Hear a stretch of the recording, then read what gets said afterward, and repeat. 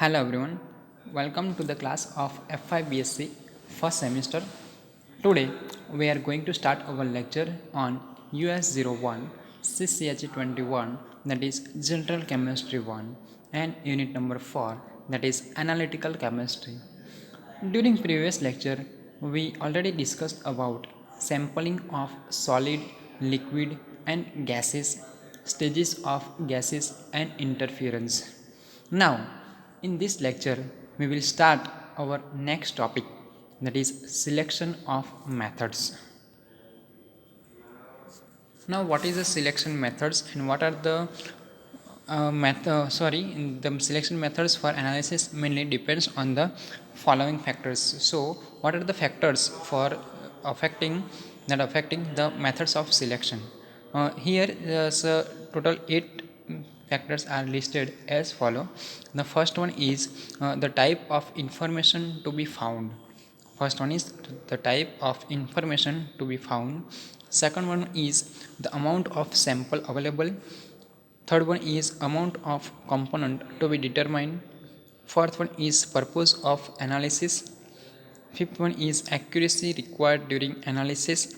Sixth one is possible interference present in samples.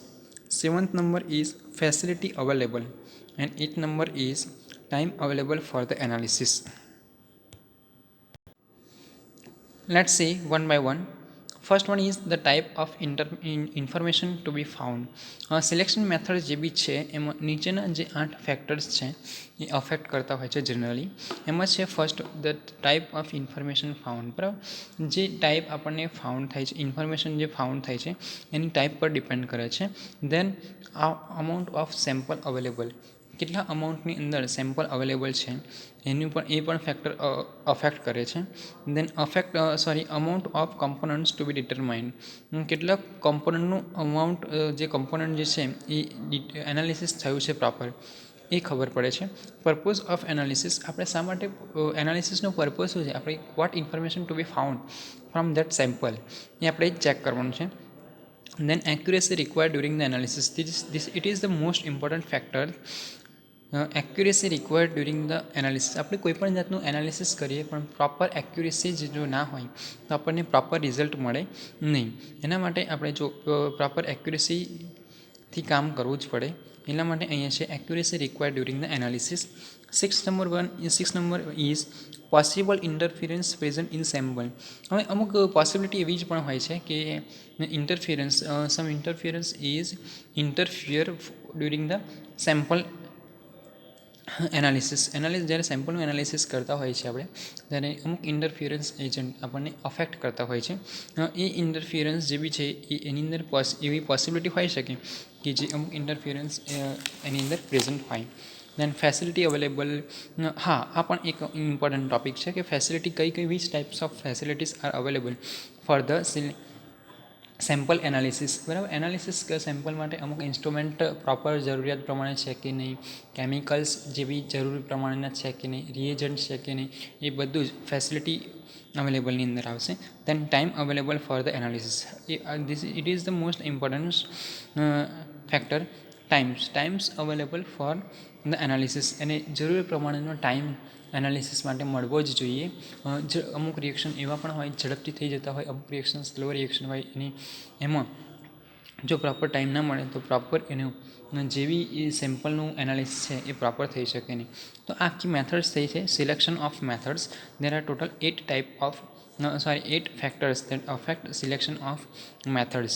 The first one is, I repeat again, the type of information to be found. Next one is amount of sample available. Then amount of component to be determined. Purpose of analysis. Fifth number is accuracy required during analysis. Sixth number is possible interference present in sample. Seventh number is facility available, and eighth number is time available for the analysis. Now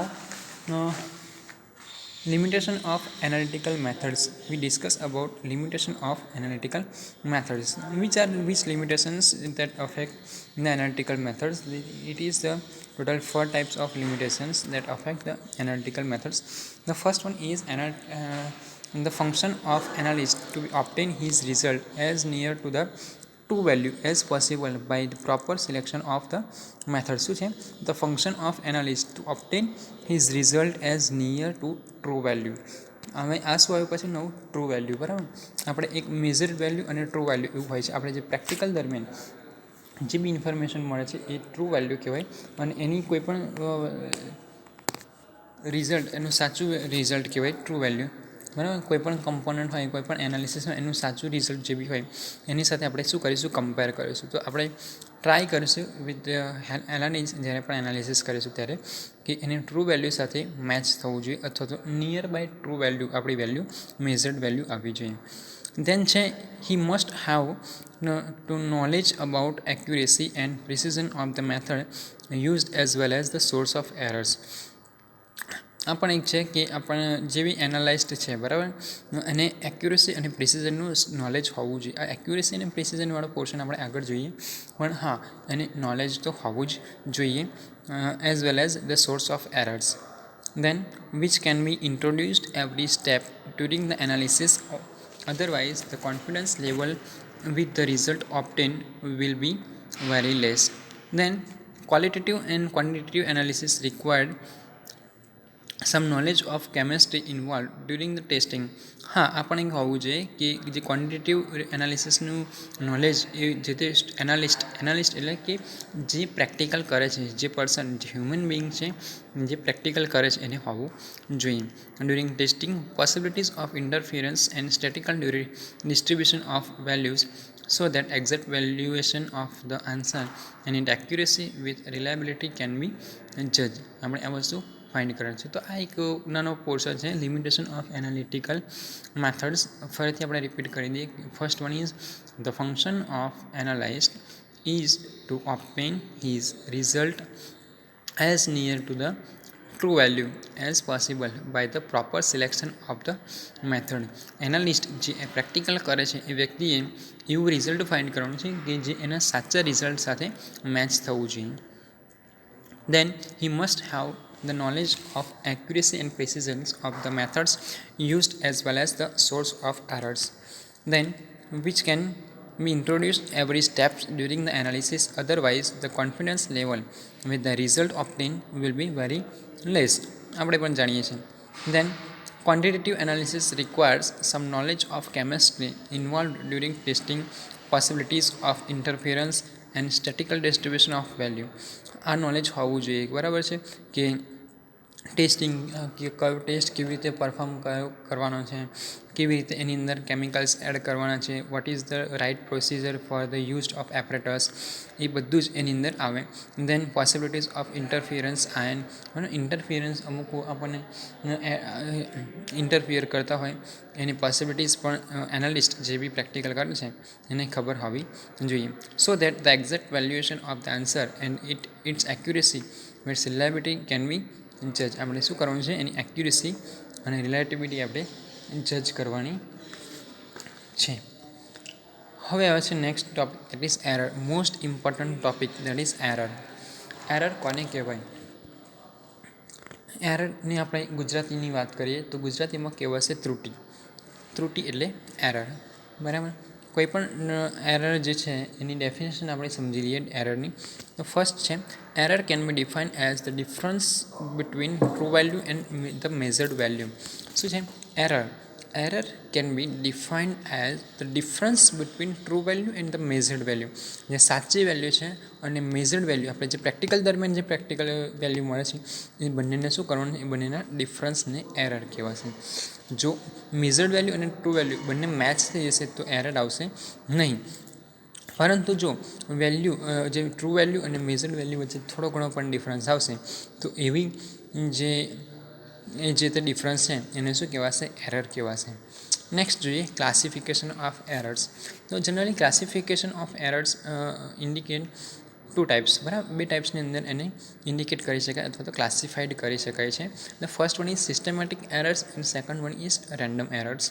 the first one is systematic error is also known as a determinate errors and second one that is random error is also known as a indeterminate error. ફરીથી જોઈ લઈએ. The error, what is error? Error can be defined as the difference between true value and the measured value. Then classification of errors. Classification of errors કોને કહેવાશે? The classification of errors કોને કહેવાશે? તો કે error can be classified into two ways. The first one is systematic error and second one is random errors. Systematic errors can be also known as a determinate error, and random error is also known as a indeterminate errors.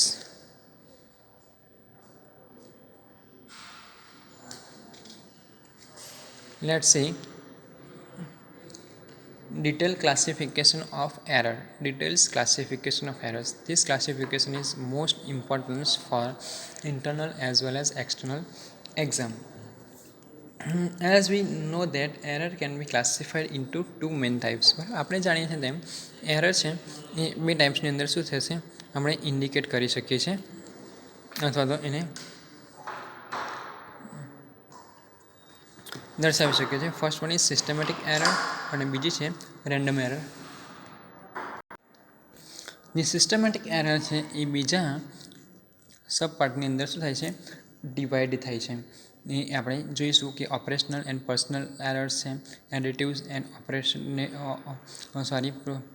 પ્રોપોર્શનેટ error છે, દેન instrumental and reagent error છે અને last છે that is errors of method છે. એ systematic એરર્સનો portion છે બરાબર. એટલે આપણે જોયું કે error that can be avoided or whose magnitude can be known. બરાબર. આ કેવી કહેવાશે? વન સાઇડ એરર કહેવાશે. કેવી કહેવાશે? વન સાઇડ એરર કહેવાશે. વન સાઇડ એરર કહેવાશે. અને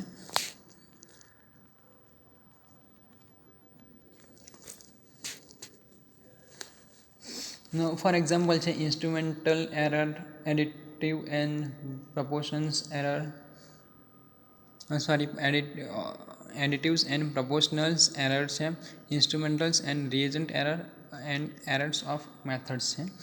વન બાય વન જોઈ લઈએ આપણે કે મેઇન ક્લાસિફાઈડ બેની અંદર થાય છે બરાબર છે. આપણે જોઈએ હમણાં તેમ એક સિસ્ટમેટિક એરર અને random error.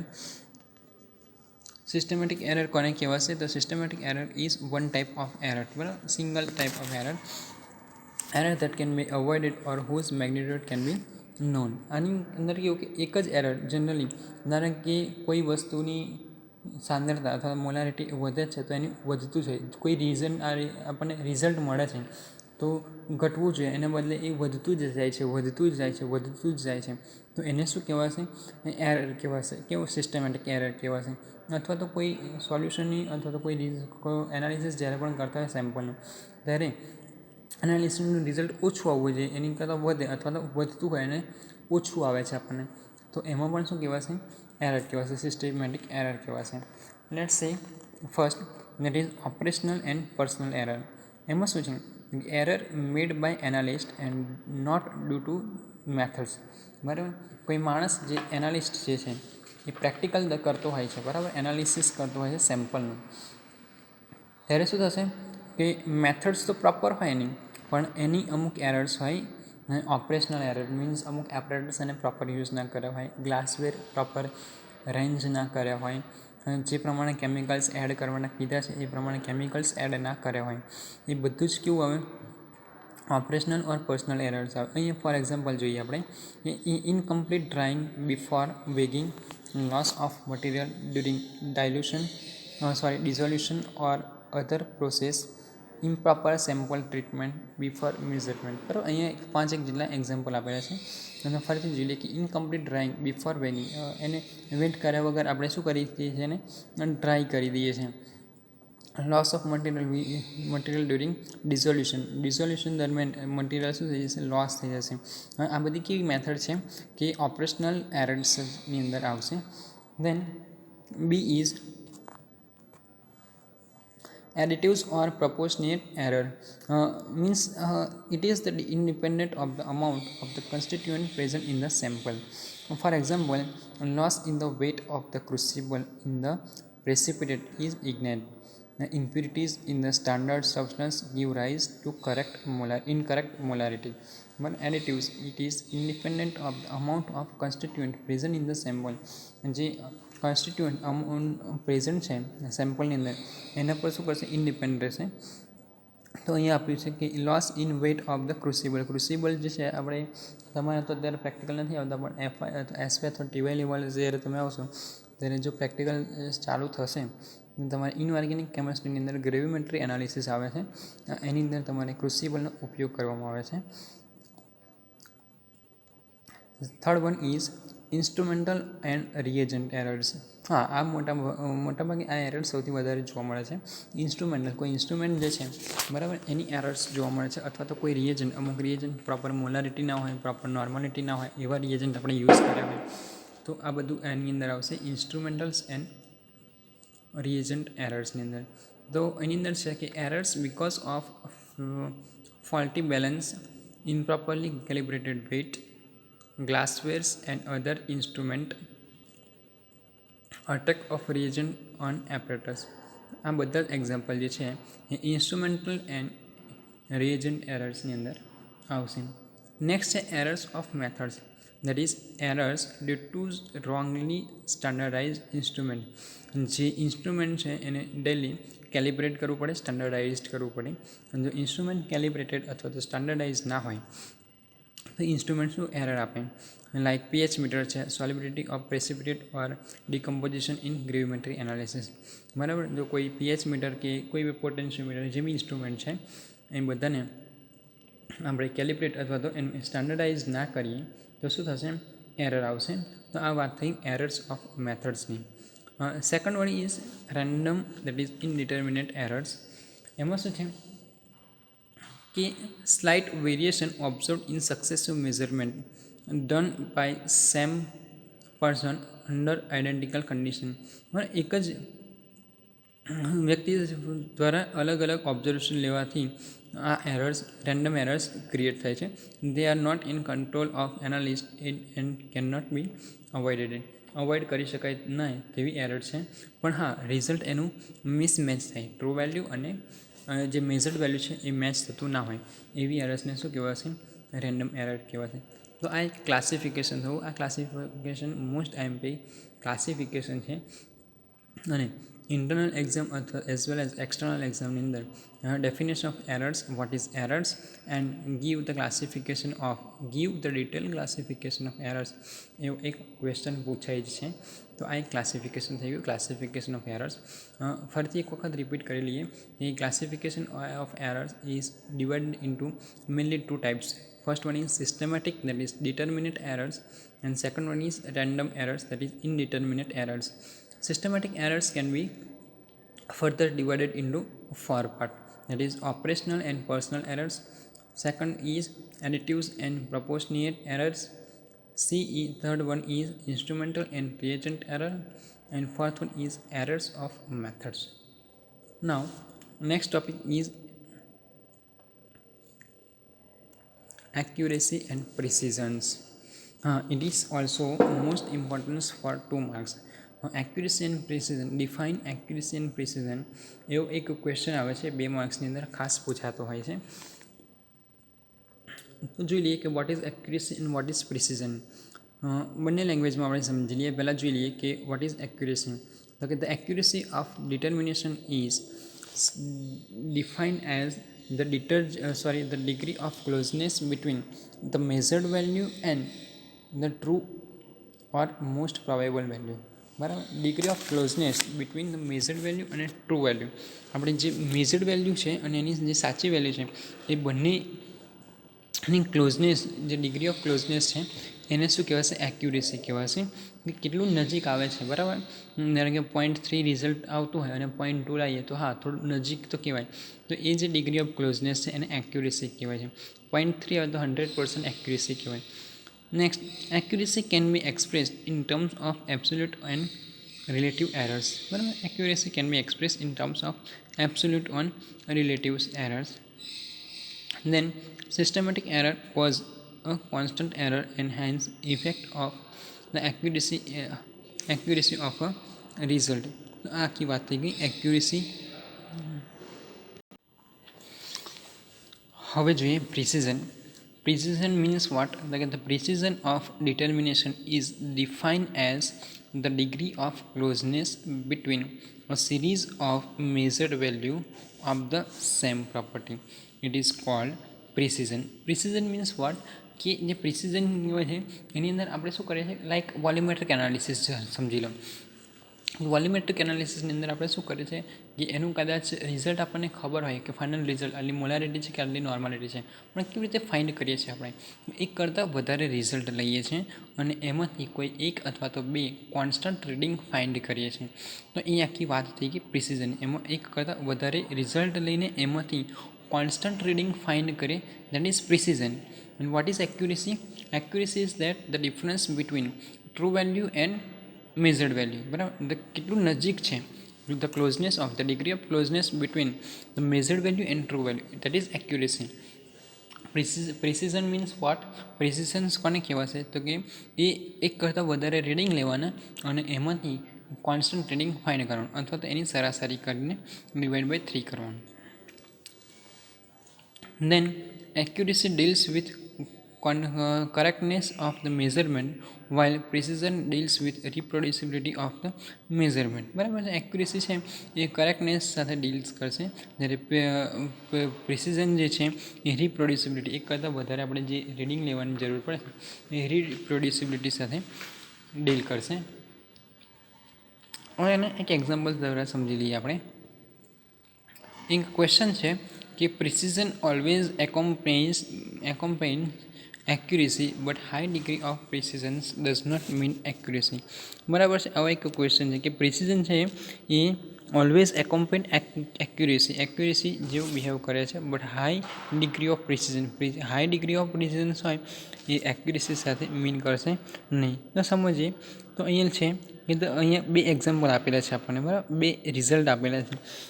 The two analysts are analyzing a sample. એક જ સેમ્પલને બે વ્યક્તિ અલગ અલગ રીતે એનાલાઇઝ કરે છે. The sample contains 49.10% plus or minus 0.02% of constituent, and the four results obtained by the first analysis are as shown below. અહીંયા આપણે તમે જોઈ શકો છો કે ચાર રિઝલ્ટ અહીંયા પહેલાં જે એનાલિસ્ટ છે એને આપેલા છે કે first result is 49.01, second result is 49.25, third result is 49.08, fourth result is 49.40. એમાં શું કર્યું છે તો કે એરિથમેટિક મીન એવરેજ વેલ્યુ કાઢી છે એની, બરાબર છે, અને કરેક્ટ વેલ્યુ છે એ બંને શું કરશે, મેચ કરશે. તો એનો જે ડિફરન્સ આવે છે એ શું છે કે 49.10 કરેક્ટ વેલ્યુ જે છે અને જે આપણે એવરેજ વેલ્યુ કેટલી છે 49.12. તો એ શું થશે, +or-2નો ડિફરન્સ આવશે, 0.02%નો ડિફરન્સ આવશે. બીજું એક નીચે છે the first result obtained by second analyst, means બીજો એક વ્યક્તિ પ્રેક્ટિકલ કરે છે. એમાં શું કરે છે કે નંબર ઓફ ઓબ્ઝર્વેશન વધી જાય છે, બરાબર, કે ફર્સ્ટ રિઝલ્ટની અંદર 49.40, then second result is 49.44, third result is 49.42, fourth result is 49.42. તો એમાંથી જે કોન્સ્ટન્ટ રીડિંગ છે દેટ ઇઝ 49.42 એ શું અહીંયા એવરેજ વેલ્યુ તરીકે લેવામાં આવે છે. Therefore the correct value is 49.10, that is correct value સાથે જ્યારે એની કોરિલેટ કરવામાં આવે છે, બરાબર, સરખાવવામાં આવે છે ત્યારે પણ ડિફરન્સ શું આવે છે 0.02. તો અહીંયા આ કહેવા માગે છે કે precision always accompanies accuracy but high degree of precision does not mean accuracy.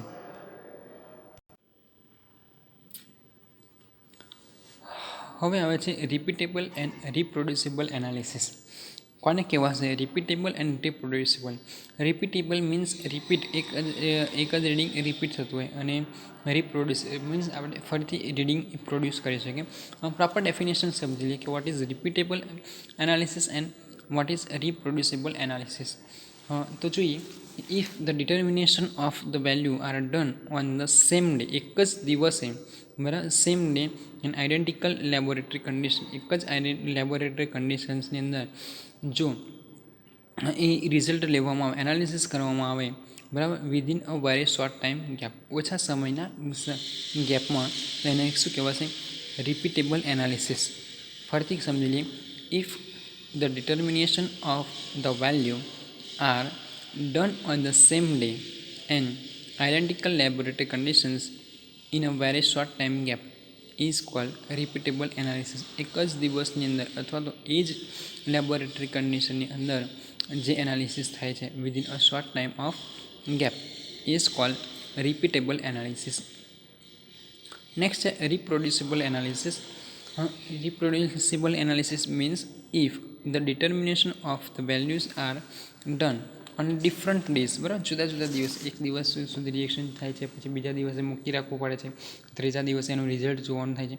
જો એવું કંઈ હોય તો એને શું કહેવાશે? રિપ્રોડ્યુસિબલ એનાલિસિસ. પ્રોપર ડેફિનેશન જોઈ લઈએ કે if the determination of the values are done on different days and different laboratory conditions, it is called reproducible analysis. બરાબર, તો ફરીથી એક વખત રિપીટ કરી દઈએ. What is repeatable and reproducible analysis? Repeatable analysis means if the determination of the values are done on the same day and identical laboratory conditions in a very short time gap, it is called repeatable analysis. And if the determination of the values are done on a different days and different laboratory conditions, it is called reproducible analysis. Next જોઈએ absolute error. એક type એરરનો એક type છે, બરાબર. એ absolute error છે, એને આપણે indicate કરી શકીએ છીએ ઈ દ્વારા. What is absolute error? એકદમ ઇઝી મેથડ છે. એબ્સોલ્યુટ એરર કોને કહેવાશે? What is the meaning of the absolute error? 2 માર્ક્સની અંદર ડિફાઇન્ડ કરવાનું આવે છે. અને તો absolute error is defined as the difference between measured value and true value with its sign. બરાબર, શું છે? It is the difference between measured value and true value. જે મેઝર્ડ વેલ્યુ છે અને ટ્રુ વેલ્યુ છે એને શું કરવાનું? સરખાવવાનું છે. બંનેનો ડિફરન્સ લેવાનો છે.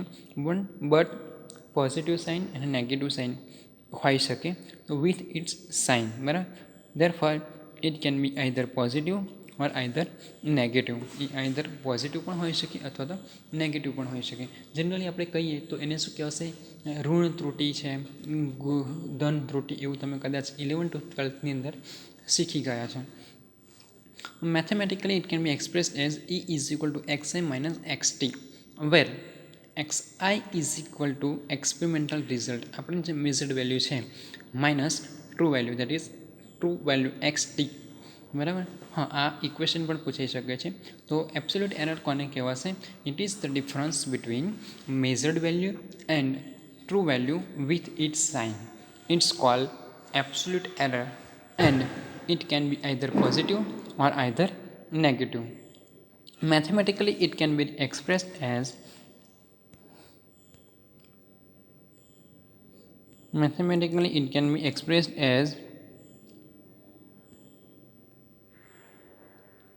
E is equal to xi minus xt, where xi is equal to experimental result, that is measured value, and xt is equal to true value.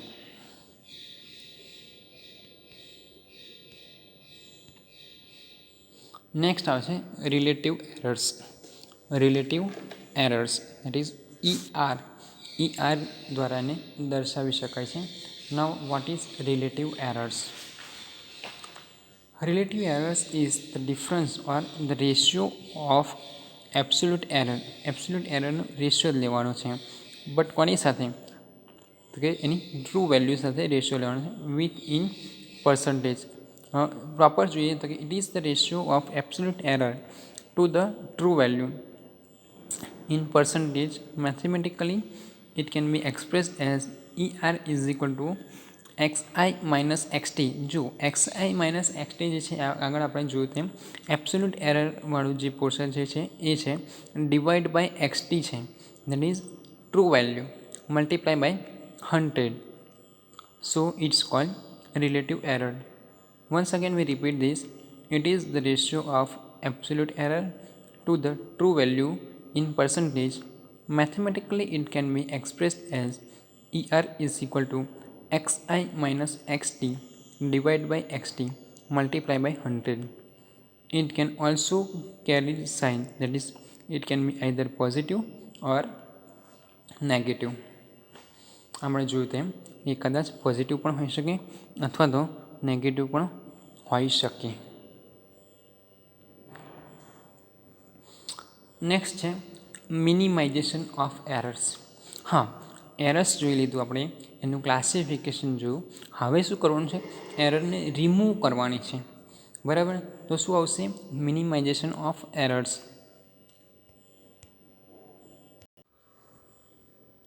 So how can we minimize the error? Here systematic error can be reduced by the following methods. The systematic methods છે one side error, બરાબર આપણે જોયું તેમ એ આ જે અહીંયા એક અમુક મેથડ્સ છે લિસ્ટ આઉટ કરેલી, એના દ્વારા મિનિમાઇઝ કરી શકાય છે. Minimization of errors means to reduce the error with the help of the some of different methods.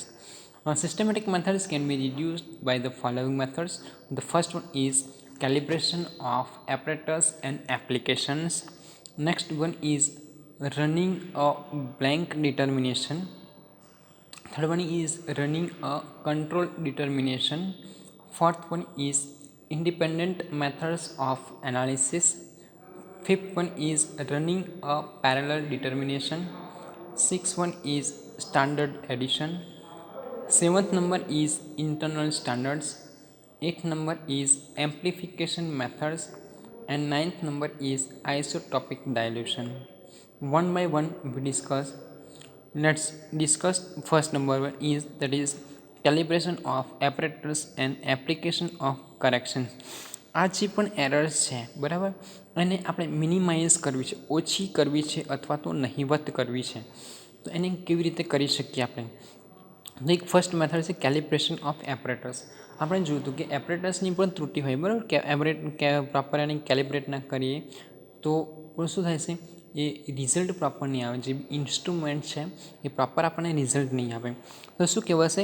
Calibration of apparatus and application of corrections means all instrument like weights, flask, burette, pipette etcetera should be calibrated. Means જે weighing machine છે એને calibrate કરવું પડે, pH metre છે એને calibrate કરવું પડે, એ જે બી ઇલેક્ટ્રોનિક એપરેટર્સ છે એને કેલિબ્રેટ કરવા જરૂરી છે. દેન ફ્લાસ્ક, બ્યુરેટ, પીપેટ પ્રોપર રેન્જ કરવા પડે, પ્રોપર એની અંદર જે બી ઇન્ડિકેશન છે ત્યાં સુધી પ્રોપર સોલ્યુશન ફિલઅપ થાય છે કે નહીં તે પણ ચેક કરવું જોઈએ. આ બધું જ પોર્શન જે બી છે એ શાની અંદર આવશે?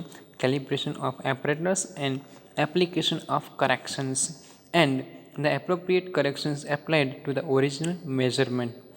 Then, if the error cannot be eliminated, one should apply a correction for the effect that is produced. બરાબર, જો એરર એલિમિનેટ ના થાય તો ફરીથી આપણે એને શું કરીશું? કરેક્શન કરવા માટે આપણે શું કરીશું? અલગ અલગ જુદી જુદી મેથડ્સ યુઝ કરીશું. તો આ એક વાત થઈ calibration of apparatus and application of corrections. ફરી આપણે રિપીટ કરીશું. એ પહેલાં આપણે નેક્સ્ટ જોઈ લઈએ, that is running bulk determination. Blank determination. Blank determination means what? કે જ્યારે પણ આપણે બ્લેન્ક ડિટર્મિનેશન અથવા તો બ્લેન્ક સેમ્પલ લઈએ છીએ, બરાબર, ત્યારે શું કરવાનું છે કે જે સેમ્પલ જે સોલ્યુશન છે, સેમ્પલ સોલ્યુશન છે એ એડ નથી કરવાનું. એ સિવાયના બધા જ સોલ્યુશન, બધી જ ટર્મ એન્ડ કન્ડિશન આપણે અપ્લાય કરવાની છે. જોઈએ આપણે તો છે blank determination means carrying out the separate determination blank determination means carrying out separate determination without the sample under exactly the same experimental conditions and in the actual analysis of the sample. બધી જ term and condition આપણે fulfil કરવાની છે, પણ જે sample છે એ add કરવાનું નથી. By doing this, one can find out the effect of the impurities introduced because of the reagent in vessels. Then, a large value of blank readings increase the uncertainty in true value. શું કરશે? Uncertainty in true value નું increase કરશે, and it can be reduce the precision of analysis. Hence, blank determination should have small value. Blank determination કેવું આવશે? Small value આવશે. જ્યારે sample સોલ્યુશનનું આપણે determination તો સેમ્પલ સોલ્યુશનનું જે રિઝલ્ટ આવશે એ સ્મોલ જે બ્લેન્ક રીડિંગ જે છે એના કરતાં કેવું આવશે? થોડું વધારે આવશે. તો આ વાત થઈ બે ફેક્ટર્સ છે, દેટ ઇઝ બે મેથડ્સ છે, બરાબર. First one is calibration of apparatus and applications. શું હતું એમાં? કે all instruments are like weights, flasks, burettes, pipettes, etc. should be calibrated and the appropriate corrections applied to the original measurement. If the errors cannot be eliminated, it should be applied a correction for the effect that it is produced. આપણે જોયું તેમ. Then second one is running a blank determination.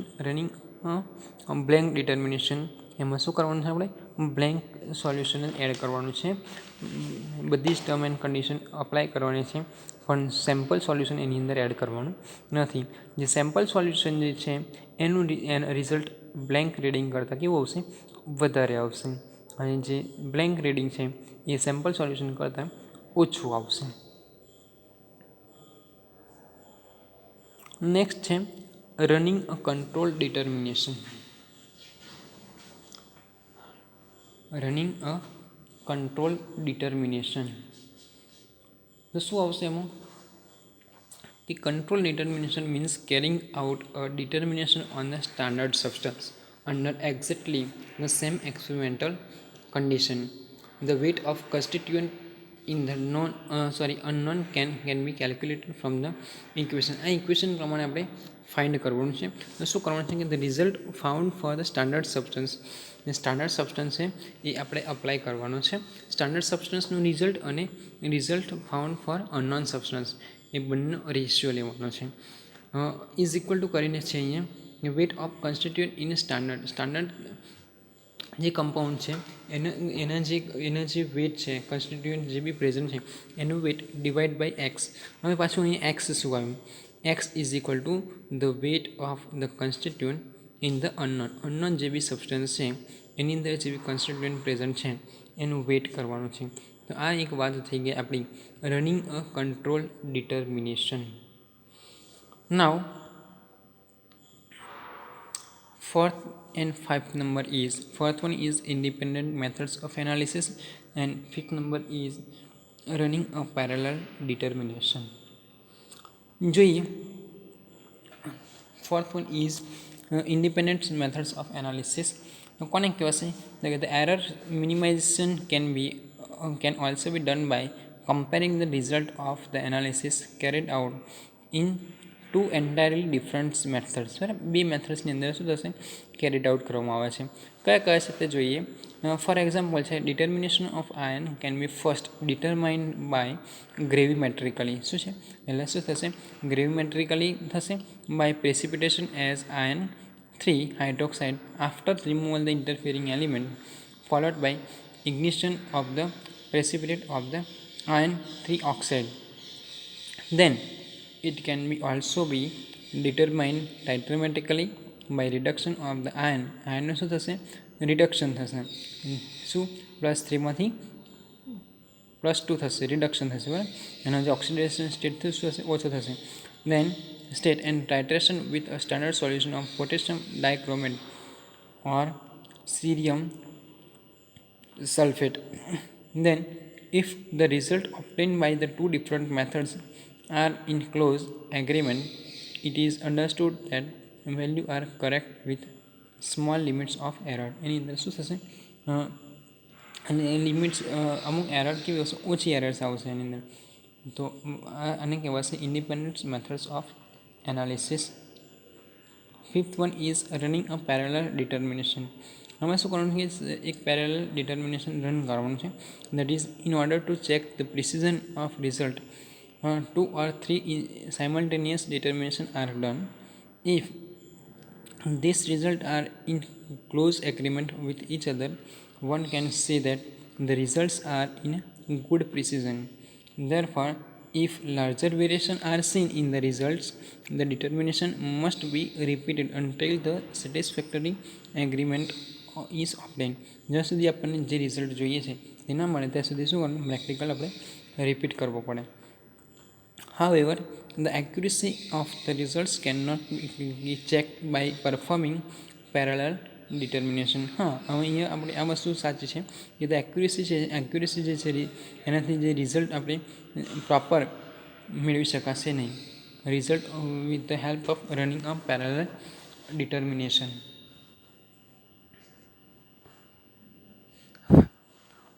Next છે standard addition. Standard addition કોને કહેવાશે?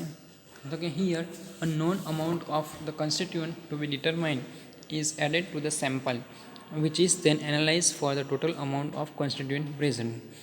The difference between the analytical result for the sample with and without added constituent gives the recovery of the amount added constituent. Title પરથી જ ખબર પડી જોઈએ કે આપણે એક કમ્પાઉન્ડ એડ કરવાનો છે, that is standard addition.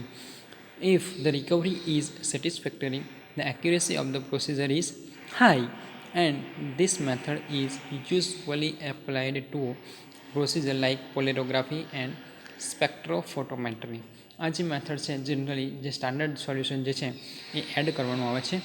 Simple કેવું હોય છે કે એક સ્ટાન્ડર્ડ સોલ્યુશન અને એક સેમ્પલ સોલ્યુશન એ બંનેની મૂકવાનું આવે છે. જે સ્ટાન્ડર્ડ સોલ્યુશન જે છે એની સાથે જે સેમ્પલ સોલ્યુશન છે એ કમ્પેર કરવાનું આવે છે, અને એ જનરલી પોલેરોગ્રાફી અને સ્પેક્ટ્રોફોટોમેટ્રી નામના ઇન્સ્ટ્રુમેન્ટની અંદર યુઝ કરવામાં આવે છે.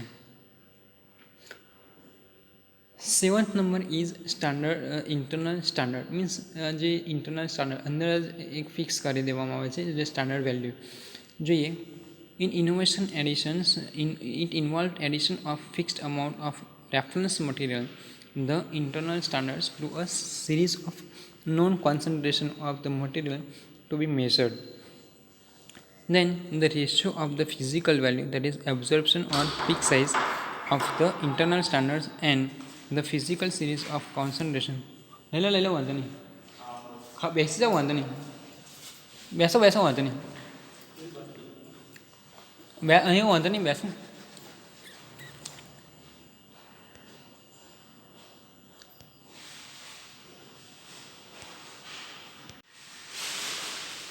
The ratio of physical value of the internal standards and the series of unknown concentrations are plotted against the concentration value. This should give a straight line. This process is particular value in spectroscopic and chromatographic determination.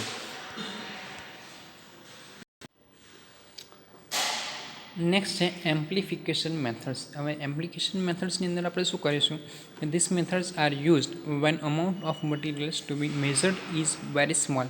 શું થશે? જે બી amount આપણે measure કરીશું એની value કેવી આવશે? એકદમ small આવશે. And it is beyond the limit of the apparatus. Here this small amount of materials is reacted in such a way that recovery molecules produce 2 or more molecules of some other measurable materials. The resultant amplification then bring the properties of the measured in the range of the measurement of the apparatus of the methods. It is amplification methods. Next one is isotopic dilution. That is, it is known as the amount of the elements to be determined containing a radioactive isotope. It contains radioactive isotope and it is mixed with the sample, and the elements is isolated in a pure form, usually as a compound, which is then determined. The radioactivity of the isolated material is measured and compared with the added elements. Here the weight of the element is the sample, and then it can be calculated. It is all about minimization of errors. It is also known as the methods of minimization of errors. So during this lecture we completed selection of methods, limitation of analytical methods, errors, classification of errors, accuracy and precision, repeatable and reproducible analysis, then absolute error, which is indicated by E, then relative errors, that is ER, then minimization of errors, in which we discuss about methods of errors, or methods for reduce error. Thank you.